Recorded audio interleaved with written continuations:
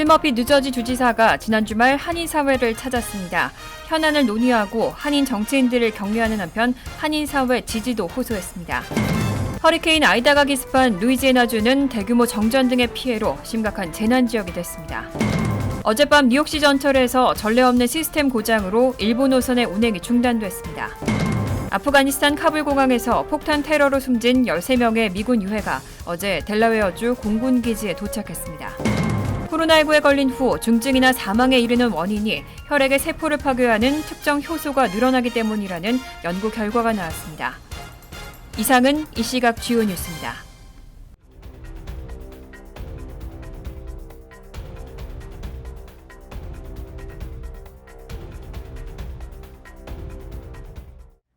시청자 여러분 안녕하십니까? KBN 뉴스입니다. 필 머피 뉴저지 주지사가 지난 주말 한인 사회를 찾았습니다. 한식당에서 한인 정치인들과 갈비와 비빔밥, 잡채 등 한식도 함께 했는데요. 현안을 논의하고 한인 정치인들을 격려하는 한편 한인 사회의 지지도 호소했습니다. 필 머피 뉴저지 주지사는 지난 토요일 팰리세이즈 파크 하남 숯불갈비에서 크리스정 펠팍 시장, 앨렌박 뉴저지 37선거구 민주당 주 하원 후보, 그리고 한인 단체장, 지역 정치인들과 함께 점심 식사를 겸한 간담회를 개최하고 한인 사회와 소통의 시간을 가졌습니다. 머피 주지사는 빠른 속도로 성장하고 있는 한인 사회는 뉴저지에서 가장 중요한 커뮤니티로 자리 잡고 있다며 그 역할의 중요성을 강조했습니다. The Korean community in New Jersey is one of the most important, one of the fastest growing, and it evidences itself in so many respects. Small businesses, education, culture, elected office, and it's growing, and that's a great thing. But again, I want to most importantly say thank you and to reiterate how important this community is to the state of New Jersey in our future. 필 머피 주지사는 코로나 팬데믹 이후 증가하고 있는 아시안 증오범죄에 대해 언급하고 절대로 용납할 수 없다며 아시안 커뮤니티에 대한 공격에 맞서 싸울 것이라며 지원을 약속했습니다. 한편 필 머피 주지사는 간담회에 앞서 테너플라이에서 제2 차세대 협의회 한인 학생들을 만나 학생들의 지지 선언을 받았습니다. 오늘 11월 재선에 도전하고 있는 필 머피 주지사는 공화당 소속 잭 이아타렐리 후보와 경쟁하고 있습니다. 허리케인 아이다가 기습한 루이지애나주는 대규모 정전 등의 피해로 심각한 재난 지역이 됐습니다. 바이든 대통령은 루이지애나와 미시시피주를 중대 재난 지역으로 지정했습니다. 어제 허리케인 아이다가 강풍과 함께 도착한 루이지애나에서는 대규모 정전 사태가 발생했습니다. 단전 추적 사이트인 파워 아우티지는 정전된 가정과 기업이 어제 늦은 밤 기준 100만 곳이 넘는다고 밝혔습니다. 아이다 때문에 루이지애나주 최대 도시 뉴올리언스에 전력을 공급하는 8개 송전선이 모두 고장났습니다. 뉴올리언스 국토안보비상대책본부는 어제 오후 7시 이후 도시 전역이 정전됐고 유일한 전력원이 발전기라고 밝혔습니다. 코로나19 대유행으로 비상이 걸린 지역 의료기관들은 설상가상 위기에 직면했습니다. 루이지애나 서남부 티보드 지역 보건병원에서는 환자 이동 때 산소호흡기를 손으로 돌리는 사태가 빚어진 것으로 전해졌습니다. 바닷가 위험지대에 있던 주민들은 아이다가 접근하자 당국 대피령에 따라 황급하게 피난에 나섰습니다. 이들 지역은 강풍 때문에 들이닥친 높은 파도 때문에 침수됐고 해안에 있는 90번 고속도로는 그대로 강처럼 변해버렸습니다. 내륙 지역에서도 지붕 너를 뜯고 담장을 무너뜨리는 등 피해가 잇따랐고 어젯밤에는 60대 남성이 베턴루지 근처에 있는 자택에서 쓰러진 나무에 깔려 숨지는 첫 사망사고도 발생했습니다. 존 벨 에드워드 루이지애나 주지사는 향후 며칠, 몇 주가 매우 힘들 것이라며 집안에서 가장 안전한 곳을 찾아 폭풍이 지나갈 때까지 나오지 말라고 당부했습니다. 어젯밤 뉴욕시 전철 운행의 중단으로 엄청난 혼란이 발생했습니다. 전례 없는 시스템 고장으로 일부 노선의 운행이 중단됐습니다. 어젯밤 8시 25분 뉴욕시에 전력을 공급하는 콘 에디슨의 롱아일랜드 시티 지하 송전 시스템에 결함이 발생하면서 전철 시스템의 전력 공급이 중단되고 1번부터 7번 라인 그리고 L라인의 운행이 중단되는 사고가 발생했습니다. 사고는 오후 9시 30분부터 11시 50분까지 이어졌고 맨하튼의 이스트 86번가와 렉싱턴 애비뉴, 브롱스의 이스트 153번가, 그랜드 콩코스역 등에서 열차가 선로에 멈추면서 승객들 수백 명이 선로를 이용해 열차에서 빠져나오기도 했습니다. 이스트 149가역에서 촬영된 영상에는 뉴욕시 소방국 소속 소방관들이 선로에서 사람들을 끌어올리는 모습을 볼 수 있습니다. 캐시 호컬 뉴욕 주지사는 오늘 오전 기자회견을 열고 용납할 수 없는 사고가 발생했다며 철저한 조사와 재발 방지를 위한 대책 마련을 촉구했습니다.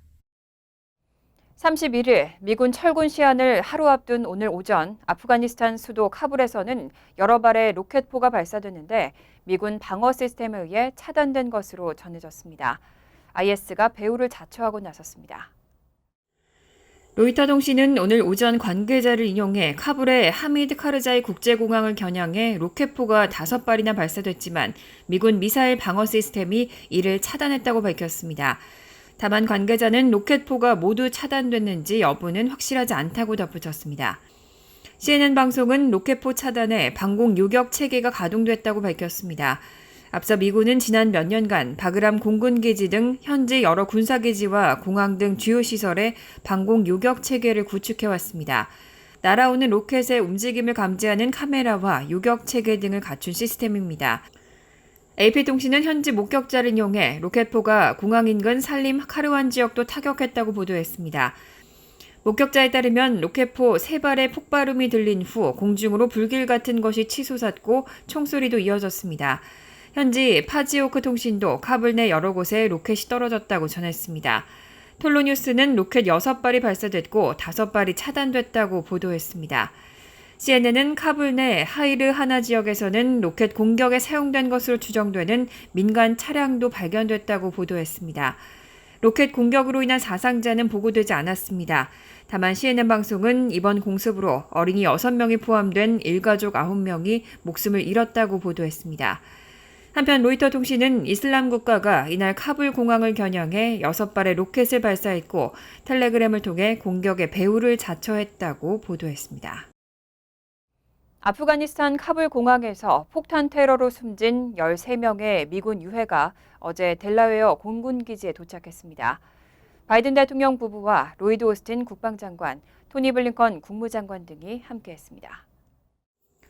미 시민과 아프간 주민을 실어 나르며 생명줄 역할을 하던 C-17은 어제 오전 무장조직 이슬람국가 아프간 지부 테러에 희생된 미군 장병의 시신을 싣고 고국으로 돌아왔습니다. 델라웨어주 도버 공군기지에서는 성조기로 덮인 미군 전사자의 관이 하나씩 수송기 C-17에서 내려왔습니다. 7명이 한 조가 돼 관을 천천히 옮겼고 미리 대기 중이던 운구 차량에 하나씩 관이 들어갔습니다. 검은 양복 차림의 바이든 대통령과 질 바이든 여사, 로이드 오스틴 국방장관, 토니 블링컨 국무장관 등이 줄지어 서서 말없이 이 과정을 지켜봤습니다. 바이든 대통령 부부와 오스틴 장관은 오른손을 가슴에 올려 경의를 표했습니다. 바이든 대통령은 관이 운구 차량에 실릴 때까지 오른손을 가슴에 올린 채 시선을 고정했고 기도를 하는 듯이 고개를 숙이거나 눈을 감는 등 내내 침통한 모습이었습니다. 13명 중 11명의 시신이 취재진이 지켜보는 가운데 이송됐고 나머지 2명은 비공개로 하고 싶다는 유족의 요청이 있었던 것으로 전해졌습니다. 바이든 대통령 부부는 이날 군기지에 일찍 도착해 유족들을 위로했습니다. 한편 워싱턴 포스트와 뉴욕타임즈 등 언론은 어제자 신문 1면에 미군 희생자 13명의 사진을 싣고 나라를 위한 희생을 기렸습니다. 코로나19에 걸린 후 중증이나 사망에 이르는 원인이 혈액의 세포를 파괴하는 특정 효소가 늘어나기 때문이라는 연구 결과가 나왔습니다. 이 특정 효소의 증가를 억제하면 치명률을 낮출 수 있을 거란 기대도 나옵니다. 뉴욕 주립대 소속 스토니브룩대와 애리조나대, 웨이크포레스트대 연구진은 지난해 1월부터 7월 스토니브룩대 병원에 입원한 환자 127명의 혈장을 분석해 코로나19에 걸린 후 증증이나 사망에 이르는 사람은 혈액의 세포를 파괴하는 특정 효소가 늘어나기 때문이라는 결과를 도출했습니다. 미 임상연구학회 학술지 최신호에 발표된 논문에 따르면 코로나19로 사망한 환자 혈장에는 분비성 포스포리파제 A2곤이라는 효소의 농도가 높게 나타났습니다. 코로나19 사망자 혈장 내 이 효소 수치의 중앙값은 1ml당 89.3 나노그램으로 코로나19 증증 환자 17.9 나노그램보다 약 5배 높았습니다. 증상이 약한 코로나19 환자 9.3 나노그램보다는 9.6배, 비감염자 8.9 나노그램에 견줘서는 10배에 달했습니다. 연구진은 해당 효소가 방울뱀 독에 든 활성 효소와 유사한 효소라고 설명했습니다.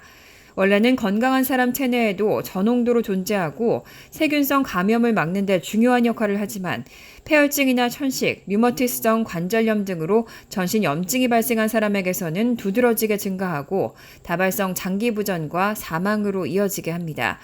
체내 바이러스뿐 아니라 세포막도 파괴하기 때문입니다. 논문 공동저자인 델 포에타 스토니브룩대 미생물 및 면역학과 석좌 교수는 해당 효소의 억제제가 이미 존재한다면서 혈중 수치가 높은 코로나19 환자에게 효소 억제제를 사용하면 사망을 예방할 수 있다는 점을 이번 연구가 보여준다고 전했습니다. 새학기 학교들이 잇따라 개학하면서 어린이 코로나19 환자들이 늘고 있는데요. 앤서니 파우치 국립 알레르기 전염병 연구소 소장이 어린이를 대상으로 하는 백신 접종 의무화 방안을 지지한다고 밝혔습니다. 앤서니 파우치 소장은 어제 CNN 방송과 ABC 방송에 잇따라 출연해 델타 변이는 전염성이 매우 높은 만큼 더 많은 어린이가 감염돼 병원에 입원하게 될 것이라며 등교하는 아이들에게 백신을 의무적으로 접종하는 것은 좋은 생각이라고 밝혔습니다. 파우치 소장은 수십 년 동안 소아마비와 홍역 등 예방을 위해 어린이들에게 예방접종을 해왔다며 코로나 백신 접종 의무화도 가능하다는 점을 강조했습니다. 이어 10월 초까지는 충분한 자료를 토대로 12세 미만 아동에 대해서도 백신 접종 허가 여부를 판단할 수 있을 것이라며 12세 미만을 대상으로 하는 화이자와 모더나 백신이 FDA 허가를 얻을 가능성이 있다고 전망했습니다. 한편 부스터샷 접종 간격에 대해서는 추후 변할 수 있지만 아직 8개월을 고수하고 있다고 밝혔습니다. 바이든 대통령은 지난 27일 부스터샷 간격을 5개월로 줄이는 방안을 검토 중이라며 파우치 소장과 이런 방안을 논의했다고 소개한 바 있습니다. 이에 대해 파우치 소장은 다른 데이터가 나온다면 그것에 맞게 간격을 조정하겠다면서도 지금으로선 접종 간격 8개월을 고수하고 있다고 전했습니다.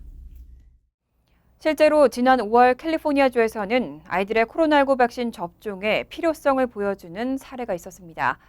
한 초등학교에서 교사가 마스크를 쓰지 않은 채 학생들에게 책을 읽어줬는데 이틀 뒤 학급의 절반이 코로나19에 집단 감염된 겁니다.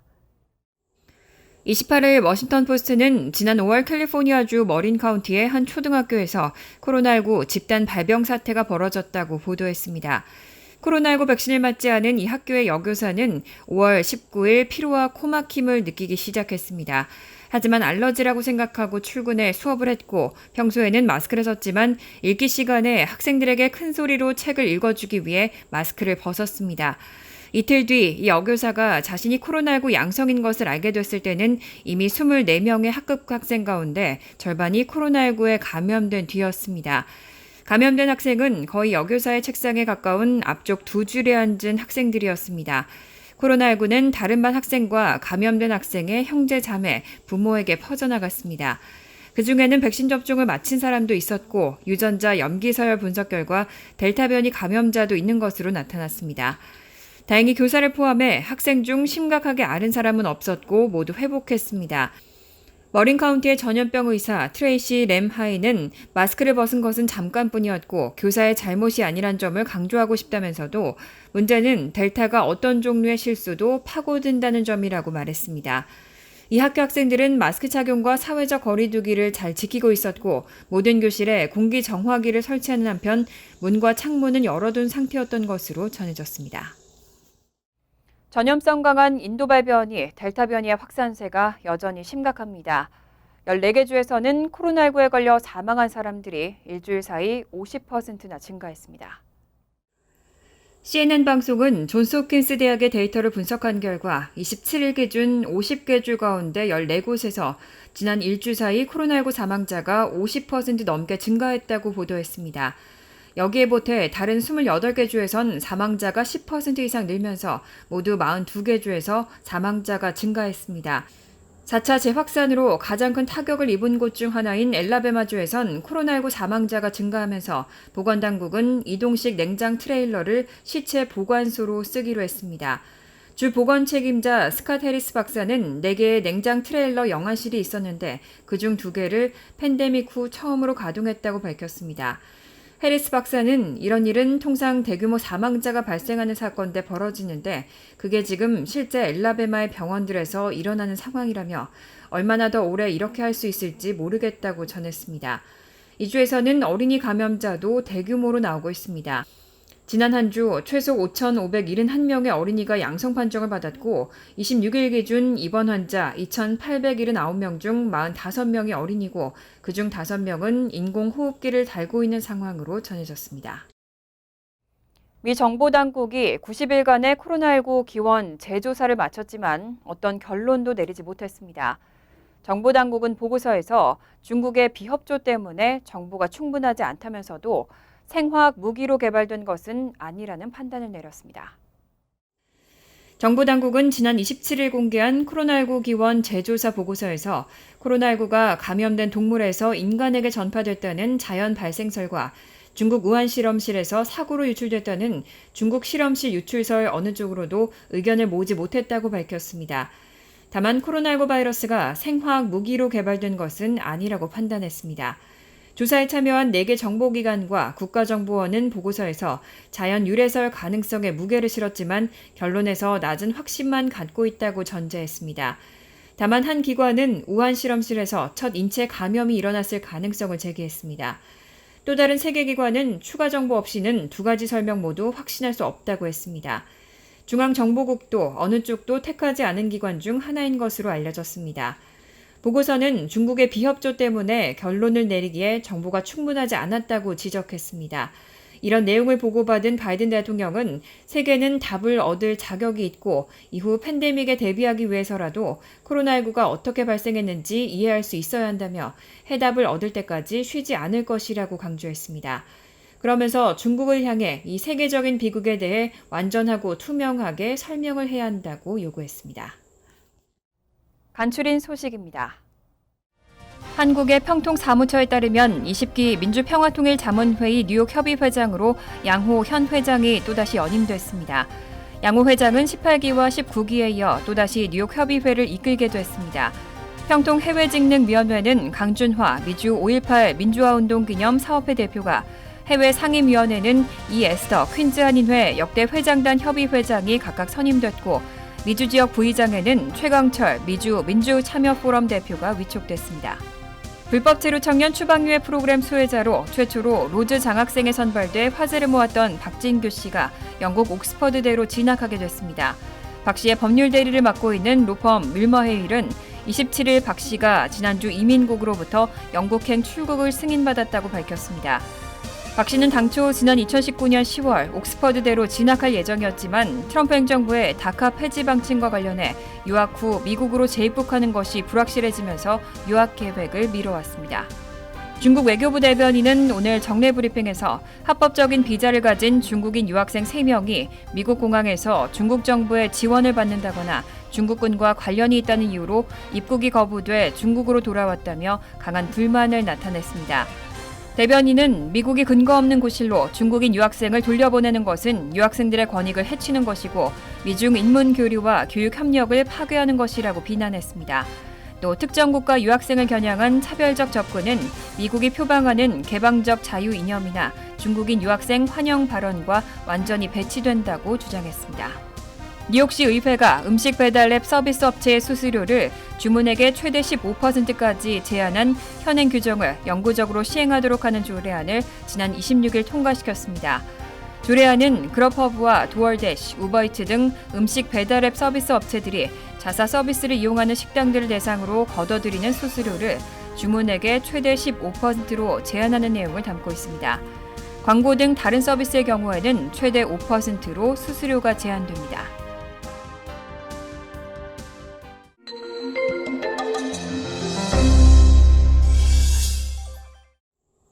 미주 한인 이민사박물관 김민선 관장은 지난 27일부터 맨하튼 32가 한인타운 입구에 백신 접종을 위한 이동식 버스가 설치 운영을 시작했다고 밝혔습니다. 접종소는 매주 화수 목요일 오전 11시부터 오후 6시까지 운영됩니다. 내년에 실시되는 제20대 대통령 재외선거와 관련해 뉴욕을 방문한 중앙선거관리위원회 관계자가 지난 26일 뉴욕 한인회 임원진과 자리를 갖고 추가 투표소 설치 확대와 우편 투표제도 도입 등에 대해 상호 의견을 교환했습니다. 20일 희망재단은 지난 26일 뉴저지 한인 상록회 강당에서 코로나19로 어려움에 처해 있는 한인 어르신 4분에게 성금을 전달했습니다. 대뉴욕지구 한인상공회의소가 4차 산업혁명 시대를 맞이한 경제인 및 경영인들을 위한 카이스트 인공지능 경영자 과정을 개설 운용합니다. 9월 7일 개강해 6주간 비대면 온라인 강의와 6시간 대면 강의, 그리고 수료식이 진행됩니다. 신청은 대뉴욕지구 한인상공회의소 347-947-5555로 하면 됩니다. 환율과 증권 소식입니다.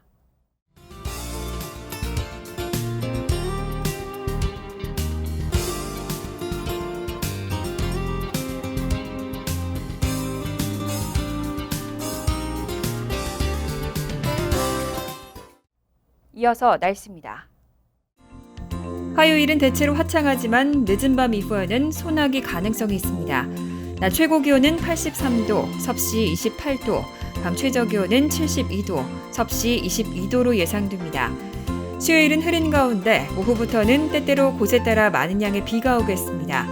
목요일도 곳에 따라 천둥 번개를 동반한 비가 내리겠습니다. 이상으로 KBN 뉴스를 마칩니다. KBN과 함께 즐거운 저녁 되시기 바랍니다. 미 동부 최대 한인방송 KBN이 제작하는 KBN 뉴스는 웹사이트 mykbn.com 그리고 유튜브와 페이스북에서 다시 보실 수 있습니다. 좋아요, 구독, 알림 설정은 뉴스 제작에 큰 도움이 됩니다.